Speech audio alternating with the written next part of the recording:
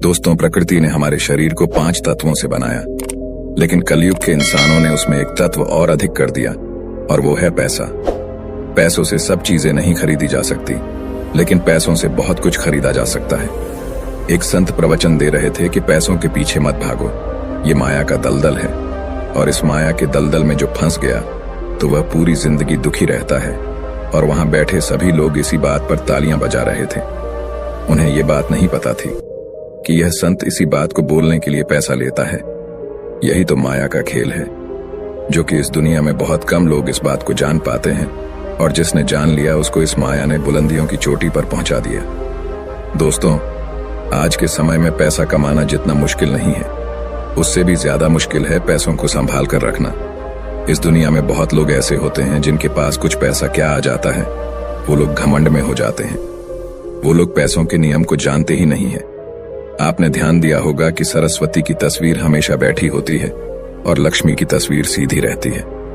सरस्वती ये कहती है कि मैं जल्दी आऊंगी नहीं, और यदि मैं आ गई तो मैं वापस जाऊंगी नहीं, क्योंकि ज्ञान इतनी आसानी से अर्जित नहीं किया जा सकता। और यदि हमने एक बार किसी ज्ञान को अर्जित कर लिया तो वो ज्ञान हमसे कोई छीन नहीं सकता। लेकिन लक्ष्मी का ये नियम होता है कि वो जल्दी आ भी जाती है तो जल्दी चली भी जाती है। यदि किसी इंसान को सही तरीके से रखना नहीं आया तो बहुत जल्दी उस घर से निकल जाती है। आज की इस कहानी के अंदर मैं आप लोगों को 6 ऐसे खर्च बताऊंगा जिसे आपको आज और अभी से ही बंद कर देना चाहिए, तो ही आप पैसों के सही नियम को समझ पाएंगे। आप कितना कमाते हैं ये जरूरी नहीं है, आप जितना भी कमाते हैं इसमें से आप अपना खर्चा इन 6 जगहों पर कम कर दो। धीरे धीरे आपके घर में धन रुकना शुरू हो जाएगा। आपको खुद को लगेगा कि सच में हमारे घर में पैसा रुकना शुरू हो गया है। और अमीर बनने का सबसे पहला रास्ता यही होता है कि अपने खर्च को कम कर दो और ज्यादा पैसा कमाने का तरीका ढूंढो। तो चलिए जानते हैं इस कहानी के माध्यम से कि वो कौन सी 6 चीजें हैं जहां हमें पैसा नहीं खर्च करना चाहिए। तो चलिए कहानी शुरू करते हैं। उससे पहले यदि आप भी महात्मा बुद्ध को दिल से मानते हैं और उनके भक्त हैं तो वीडियो को लाइक करके अनजाना पथ चैनल को सब्सक्राइब करें और कमेंट बॉक्स में नमो बुद्धाय जरूर लिखें। यह हमारे लिए आपका आशीर्वाद होगा। एक बार की बात है, एक गांव में 2 औरत रहती थी। एक के पास एक भैंस थी और एक के पास एक बकरी थी जिसके पास भैंस थी। वो औरत सही तरीके से किसी भी चीज को संभाल कर रखना नहीं जानती थी। उसकी भैंस दूध तो बहुत देती थी, लेकिन उसने दूध की कीमत जानी ही नहीं, और वो दूध घर की बिल्ली को पिला देती थी। उस दूध को ऐसे ही खर्च कर देती थी। दूध को सही तरीके से उपयोग में कैसे लिया जाता है वो औरत जानती ही नहीं थी। और जिसके पास बकरी थी वह दूध की कीमत जानती थी, और वह दूध के एक एक बूंद को बचा कर रखती थी और उससे दही जमाकर घी निकाल लेती है, और धीरे धीरे वो बहुत सारा घी इकट्ठा कर लेती है। अब जिसके पास भैंस थी उसने दूध की अहमियत कभी जानी ही नहीं थी। उसने कभी भी दूध से घी निकालने के बारे में सोच ही नहीं थी। फिर एक दिन उसके घर में कुछ मेहमान आ जाते हैं, और मेहमानों को तो रूखी रोटी नहीं खिलाया जा सकता, ये तो आप हम सभी जानते हैं। तो इसीलिए वो औरत उस औरत के पास जाती है जिसके पास बकरी थी। उस औरत के पास से 1 पाव घी ले आती है। वह औरत यह कहकर घी लाती है कि मैं जल्द ही अपनी भैंस का दूध निकाल कर घी निकालूंगी तो मैं तुम्हें तुम्हारा घी वापस कर दूंगी। और बकरी रखने वाली औरत उसको उधार के तौर पर घी दे देती है, और फिर वह औरत अपने मेहमानों को खाना खिला देती है। उसके बाद बहुत दिन निकल जाते हैं, लेकिन वो भैंस रखने वाली औरत उसको घी वापस नहीं करती। ये एक दिन फिर बकरी रखने वाली औरत भैंस रखने वाली औरत के पास जाती है और कहती है कि मैं तुम्हें एक बार घी दी थी तो मैं वो घी वापस लेने आई हूं। ये सुनकर वो औरत कहती है, कौन सा घी? तू भला मुझे घी कैसे दे सकती है? मेरे पास तो भैंस है और तेरे पास तो बकरी है, और मैं भला तुझसे घी उधार क्यों मांगूंगी? मेरे पास तो इतनी अच्छी भैंस है और उसका तो बहुत ज्यादा दूध होता है। मैं तो खुद उससे घी निकाल लूंगी, मैं भला तुझसे घी क्यों उधार लूंगी? यह कहकर वो देने से मना कर देती है। और फिर बकरी रखने वाली औरत वापस आ जाती है, क्योंकि उसको यह पता था कि कोई भी अब मेरी बात पर विश्वास नहीं करेगा, क्योंकि उसके पास तो भैंस है। लेकिन फिर भी उसने कई लोगों से बोली, पर इस बात को कोई मानने को तैयार ही नहीं था। सबका जवाब एक सा था कि भला भैंस रखने वाला इंसान बकरी रखने वाले से घी उधार क्यों लेगा। ये बात कोई भी मानने को तैयार नहीं था। उसी गांव के बाहर एक गुरु रहते थे, और फिर वो बकरी रखने वाली औरत उस गुरु के पास जाती है और उन्हें अपनी सारी समस्याएं बताती हैं। उसके बाद उस गुरु ने भैंस रखने वाली औरत को बुलवाते हैं और फिर वो औरत भी उस गुरु के पास पहुंच जाती है और वह भी अपनी बात बताते हुए कहती है कि गुरुदेव ये झूठ बोल रही है, मेरे पास तो भैंस है और भला मैं इससे घी क्यों लूंगी। अब उस गुरु को इसका फैसला करना था कि क्या सच में भैंस रखने वाली औरत बकरी रखने वाली औरत से घी उधार ली है या नहीं, क्योंकि बकरी का दूध तो बहुत कम होता है और भैंस का तो बहुत ज्यादा होता है। तो क्या जरूरत हो गई कि एक भैंस वाली को बकरी वाली से घी उधार लेना हुआ। अब गुरु बहुत देर सोचते हैं और उसके बाद दोनों औरतों को अपने पास बुलाकर एक एक लोटा पानी देते हुए कहते हैं कि ये पानी लेकर जाओ और दोनों ही अच्छे से हाथ पैर धोकर आओ। अब एक लोटा पानी देखकर भैंस रखने वाली औरत कहती है कि गुरुदेव सिर्फ एक लोटा पानी से हाथ पैर कैसे धो पाऊंगी। लेकिन बकरी रखने वाली औरत उस लोटे को लेकर चली जाती है और वो अच्छे से अपने हाथ पैर धोती है और उसके बाद भी वह लोटे के अंदर कुछ पानी बचा भी लाती है और वापस गुरु के पास आ जाती है। लेकिन वो भैंस रखने वाली औरत लोटा लेकर जाती है और उसने तो सिर्फ अपना हाथ धोया और उस लोटे को खाली करके वापस ले आती है। जैसे ही वापस लाकर दोनों लोटा रखा जाता है तभी वो गुरु कहते हैं कि भैंस रखने वाली औरत ने बकरी रखने वाली औरत से घी ली थी और उसे घी वापस करना चाहिए। अब जो गांव के लोग पास में बैठे थे उन्होंने कहा, गुरुदेव इससे कैसे साबित हो सकता है कि भैंस रखने वाली औरत ने बकरी रखने वाली औरत से घी उधार ली है। उसके बाद वो गुरु कहते हैं कि जरा इन लोटों पर ध्यान दो। इस औरत ने लोटे में इतना पानी बचा भी ली और हाथ पैर मुंह सब धो भी ली। ये होती है किसी भी चीज की अहमियत को समझना, और दूसरी औरत ने सिर्फ मुंह धुलकर ही लोटे का सारा पानी खत्म कर दी, क्योंकि उसको इस पानी की कीमत नहीं पता थी और जिस चीज की हमको कोई कदर नहीं होती वो भले ही हमारे पास कितने भी हो वो नष्ट हो ही जाती है, वो खत्म हो ही जाती है। और यदि हमारे पास कोई भी चीज कम है और यदि हम उसको सही तरीके से इस्तेमाल में लेते हैं और उसकी कीमत को जानते हैं तो जरूर उससे हम फायदा ले सकते हैं। जैसे कि बकरी रखने वाली औरत ने दूध बचाकर उससे मक्खन निकाली और उससे घी बनाई और भैंस रखने वाली औरत को दूध की कदर नहीं थी, इसीलिए इतना दूध होने के बावजूद भी उसके घर में मेहमानों के लिए घी नहीं था। यह बात सत्य है। उसके बाद भैंस रखने वाली औरत उस गुरु के चरणों में गिर जाती है और कहती है, महाराज मुझे क्षमा कर दीजिए, मैं अभी घर जाकर उसको एक वापस दे दूंगी। उसके बाद वो गुरु कहते हैं कि बूंद बूंद से सागर भरता है। हमारे पूर्वजों ने यह कहावत यूं ही नहीं बनाई। हमारी छोटी छोटी बचत हमारे भविष्य में एक महत्वपूर्ण लाभ बनकर हमें मिलती है और ये बात बहुत ही कम लोग जान पाते हैं।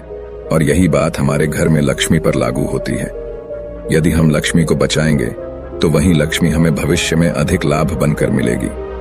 तो दोस्तों की कहानी तो आपको समझ में आ गई होगी। तो आइए अब जानते हैं वह 6 खर्चों के बारे में जो हमें आज से ही बंद कर देना चाहिए। सबसे पहला खर्च है दिखावे का खर्च। आपके अगल बगल में किसी ने महंगी कार ले ली तो अब आपके मन में जलन होने लगती है कि मुझे भी जल्द ही कार लेनी है, और यही दिखावे का खर्च आपको पूरी उम्र गरीब बनाकर रखता है। दोस्तों, हम में से ऐसे बहुत से लोग होते हैं जो सिर्फ दिखावे के चक्कर में ही बहुत सारा ऐसा सामान उठा लाते हैं जैसे कि दूसरों के सामने अपना रुतबा अधिक हो सके। कार ले लेना, महंगे जेवर ले लेना, महंगे मोबाइल ले लेना, या फिर ऐसी कोई महंगी चीज खरीद लेना जिसकी हमें हमारी जिंदगी में कोई जरूरत भी नहीं होती। और जब उन्हें कोई समझाता है तो कहते हैं हम किसी से कम है क्या। वो लोग ये नहीं समझते हैं कि इससे हमारा सिर्फ नुकसान होता है, ना कि कुछ फायदा। यदि आपको सच में अमीरी के रास्ते पर चलना है तो ये सारे खर्चे सबसे पहले आपको बंद करना होगा और वही पैसा कहीं इन्वेस्ट करना सीखना होगा। मैं ये नहीं कहता कि आप अपने शौक पूरे ना करें। मेरे कहने का मतलब ये है जिस चीज की आपको जरूरत है बस आप वही लो। किसी को देखकर कोई सामान बिल्कुल ना ले। दूसरी बात है कंपनियों की स्कीम से दूर रहना। अपने सामान की बिक्री अधिक करने के लिए अलग अलग ब्रांड की जो कंपनियां होती हैं वह लुभाने की एक स्कीम लाती है, लेकिन यह उनकी मार्केटिंग करने की रणनीति होती है जो हम लोग समझ नहीं पाते। और बहुत सारे लोग अलग अलग स्कीम के चक्कर में आकर वो चीज भी खरीद लेते हैं जिसकी उन्हें जरूरत भी नहीं होती। यदि हम मार्केट में जाते हैं और हमें पता चलता है कि 50% डिस्काउंट के अंदर वॉच मिल रही है, बल्कि हमारे घर में तो 2-4 वॉच रखी हुई है, लेकिन फिर भी हम उस वॉच को खरीद लेते हैं। हम लोग यह नहीं समझते कि यह सब मार्केटिंग करने की रणनीति होती है। इससे हमें फायदा नहीं होता बल्कि कंपनी को ही फायदा होता है। इसीलिए ऐसे शौक कभी न पालें, क्योंकि यही गरीब होने का सबसे महत्वपूर्ण कारण भी होता है। क्योंकि जिस चीज की हमें जरूरत भी नहीं है और उसी चीज में हम लक्ष्मी को खर्च कर देते हैं, तो उससे हमारे घर की लक्ष्मी नाराज हो जाती है और फिर धीरे धीरे हमारे घर से निकलने लगती है। तीसरा खर्च है कर्ज। आज के समय में ज्यादातर लोग कर्ज लेकर महंगी महंगी चीजें खरीद लेते हैं, जैसे कि कार, बंगला, मोबाइल, और फिर उसका पैसा भरते रहते हैं। जैसे कि आजकल हम लोग क्रेडिट कार्ड का इस्तेमाल करते हैं। क्रेडिट कार्ड हमें पैसे खर्च करने के लिए कहता है। जो पैसा हमारे पास है या फिर जो पैसा हमारे पास आने वाले हैं और उस पैसे को हम खर्च कर देते हैं, तो जरा सोचिए कि हम अमीर कैसे बन पाएंगे। जो पैसा हमारे पास आया ही नहीं, उस पैसे को भी हम खर्च कर देते हैं और हम अमीर बनने के बारे में सोचते हैं, अमीर बनने की वीडियो देखते हैं, लेकिन उन बातों का पालन नहीं करते। और बहुत लोग तो ऐसे भी होते हैं जो लोन लेकर जमीन खरीद लेते हैं और ये सोचते हैं कि जब हमें इसमें फायदा होगा तो हम लोन वापस कर देंगे। लेकिन वो लोग ये नहीं समझते कि जितना हमें इसमें फायदा होगा उससे ज्यादा हमें लोन का ब्याज भरना होगा। तो दोस्तों, ऐसा काम कभी ना करें। कर्ज लेकर कोई भी चीज ना खरीदे। चौथी और सबसे अच्छी बात यह है कि आप अपने पैसों को कैश में रखकर ही खर्च करें। कभी भी मोबाइल फोन के किसी भी ऐप का उपयोग करके पैसा खर्च ना करें। आपको शायद पता नहीं होगा कि आप कोई भी सामान खरीदते हो और फिर फोन से पेमेंट करते हो, तो आपको आपके पैसा खर्च होने का ज्यादा तकलीफ नहीं होता, क्योंकि वो पैसा आपके जेब से नहीं जा रहा। लेकिन वहीं पर यदि आप अपने जेब से पैसा निकालकर खर्च करते हैं, तो आपको महसूस तो होगा कि यार, पैसा खर्च हो रहा है। अगर आपको यकीन ना हो तो आप ऐसा करके देख लेना। मार्केट जाना और फिर किसी भी सामान का पैसा अपने फोन से पे करना, जिससे आपको ज्यादा महसूस नहीं होगा कि आपका पैसा खर्च हो रहा है। लेकिन जिस दिन आप अपने जेब से पैसा निकाल कर दोगे, तो उस दिन आपको जरूर लगेगा कि यार, पैसा जेब से जा रहा है, मेरा पैसा खर्च हो रहा है, ज्यादा पैसा खर्च हो रहा है। पांचवी बात आपको ध्यान रखनी है, अपनी भावनाओं पर काबू रखना है। अगर आपको कोई चीज पसंद आ रही है और आप उसे खरीदना चाहते हैं, तो सबसे पहले यह देख लें कि वाकई क्या इस चीज की आपको जरूरत है, क्योंकि बहुत से लोग कोई चीज पसंद आने पर उसे तुरंत खरीद लेते हैं। कई बार तो ऐसा भी होता है कि कोई स्कीम वाले आते हैं जो हमें लुभाने वाली चीजें लेकर आते हैं और हमें वो चीज पसंद आ जाती है और हम उसे तुरंत खरीद लेते हैं। तो हमें ऐसी चीजों को लेने से बचना चाहिए।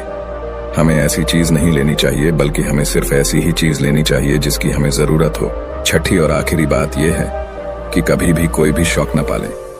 आपको शायद इस बात का पता होगा कि हमारी दुनिया में महंगाई का सबसे महत्वपूर्ण कारण शौक है। आज के समय में नॉर्मल 10,000 का फोन आ रहा है और वहीं पर 2 लाख का भी फोन आ रहा है। दोनों में फर्क इतना है, किसी को 10,000 का फोन रखने का शौक है तो किसी को 2 लाख का रखने का शौक है। हाँ, यहाँ पर आदमी की अमीरी भी दर्शाती है, क्योंकि अमीर आदमी महंगा फोन रखेगा तो लगेगा कि वो अमीर है, तो ये शौक ही तो हुआ। शौक है तभी तो उसने महंगा फोन रखा। इसीलिए महंगाई का कारण है शौक, और किसी भी चीज की महंगाई नहीं है। और इसीलिए लोग समय समय पर शौक वाली चीजें बनाते रहते हैं, अच्छी अच्छी चीज बनाकर हमें लुभाने के लिए लेकर आते रहते हैं, ताकि हमें वो चीज पसंद आ जाए और हम उसे तुरंत खरीद लें, क्योंकि उन्हें पता है कि ना लोगों का शौक खत्म होगा और ना ही उनका मार्केटिंग बंद होगा। तो इसीलिए अपने शौक पर काबू करें। जितना हो सके कम शौक करें, क्योंकि शौक करने से हमारी जिंदगी नहीं चलेगी, बल्कि मेहनत करने से और पैसे को अपने पास सेव करने से जिंदगी चलेगी। क्योंकि आज के समय में पैसा ही सब कुछ है। भले ही आज के समय में हमसे कितने भी लोग ये बात कहते हैं कि पैसा ही सब कुछ नहीं होता, लेकिन यदि उनकी जिंदगी में सही तरीके से ध्यान रखकर देखा जाए तो उनके लिए पैसा ही सब कुछ होता है। वो पैसों के लिए ही इधर उधर भाग रहे हैं और हमें कहते हैं पैसों के पीछे मत भागो। तो दोस्तों, इस वीडियो में कुछ फिजूल खर्च बताने की कोशिश की है हमने, ताकि उन खर्चों को आपको कंट्रोल में करना चाहिए, ताकि आपके पास पैसा बचे और जरूरत के समय वो पैसा आपके काम आ सके। और वो पैसा जब जरूरत के समय हमारे काम आता है, तो हमारे दिल को जो शांति मिलती है वो सच में बहुत ही अद्भुत शांति होती है। तो दोस्तों, ये कहानी आप लोगों को कैसी लगी कमेंट करके जरूर बताना।